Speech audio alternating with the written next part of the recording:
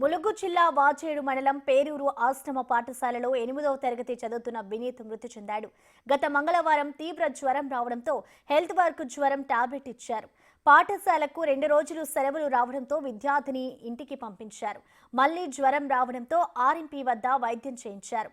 అయినా జ్వరం తగ్గకపోవడంతో ఏటూరు నాగారం వైద్యశాల తరలిస్తుండగా మార్గ మధ్యలో మృతి చెందినట్లు బంధువులు తెలిపారు.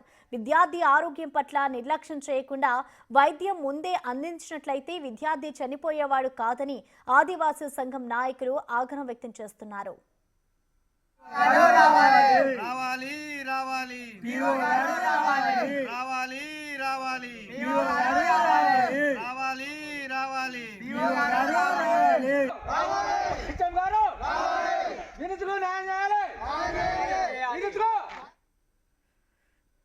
ఇక విద్యార్థి మృతికి సంబంధించిన పూర్తి సమాచారాన్ని మా ప్రతినిధి వేణు అందిస్తారు. వేణు,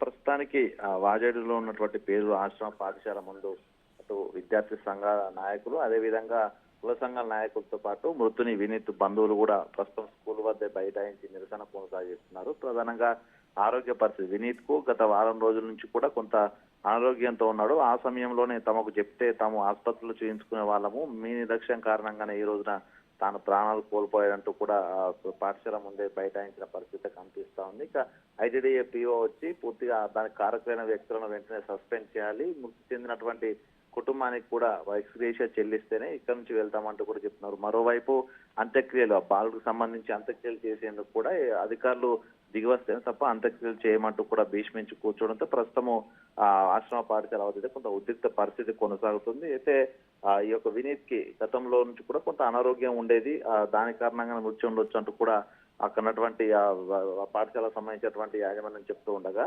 జ్వరం వచ్చిన తర్వాత కూడా మీరు ఏం టాబ్లెట్స్ ఇచ్చారో కూడా తెలియదు, అసలు ఆ విషయం తల్లిదండ్రులకు ఎందుకు చెప్పలేదు, మీరు చెప్పుంటే మేమే అబ్బాయిని తీసుకెళ్లి ఆసుపత్రిలో చేయించుకున్న వాళ్ళం అంటూ కూడా తన తరపున బంధువులు కూడా అక్కడ వాదిస్తున్నారు. సో మొత్తానికి పోలీసులు కూడా వాళ్ళందరికీ నచ్చచెప్పే ప్రయత్నం చేసినా కూడా జిల్లా అధికారులు వచ్చి తమకు న్యాయమైన డిమాండ్ నెరవేర్చాలి, కుటుంబానికి ఎక్స్గ్రేషియా ఇవ్వాలని ప్రకటన చేస్తేనే తప్ప ఇక్కడి నుంచి వెళ్ళమంటూ కూడా చెప్తుండటంతో కొంత ఉద్రిక్త పరిస్థితి కొనసాగుతా ఉంది. అయితే ఇంతవరకు కూడా దాదాపు 2-3 గంటల నుంచి కూడా అక్కడ ఉన్నటువంటి కుల సంఘాల నాయకులు అక్కడ ఆందోళన చేస్తున్నా కూడా ఆశ్రమ పాఠశాలకు సంబంధించినటువంటి యాజమాన్యము అదేవిధంగా ప్రభుత్వాధికారులు పట్టించుకోకపోవడంతో బాల మృతదేహాన్ని ఇంటి నుంచి తీసుకొచ్చి పాఠశాల ముందు వేస్తామంటూ కూడా చెప్తున్న పరిస్థితి. మొత్తానికి ఈ ఘటనపై జిల్లా స్థాయి అధికారులు స్పందిస్తేనే తప్ప మేము నిరసన విరమించే లేదంటూ కూడా చెప్తున్నారు. సో మొత్తానికైతే పోలీసులు ఐటీడీఏ పీఓతో మాట్లాడే ప్రయత్నం చేస్తున్నాం. సో వాళ్ళ యొక్క హామీ నెరవేరుస్తారా లేకపోతే నిరసన విరమిస్తారని కూడా తెలిసే అవకాశం అయితే కనిపిస్తోంది ప్రస్తుతం.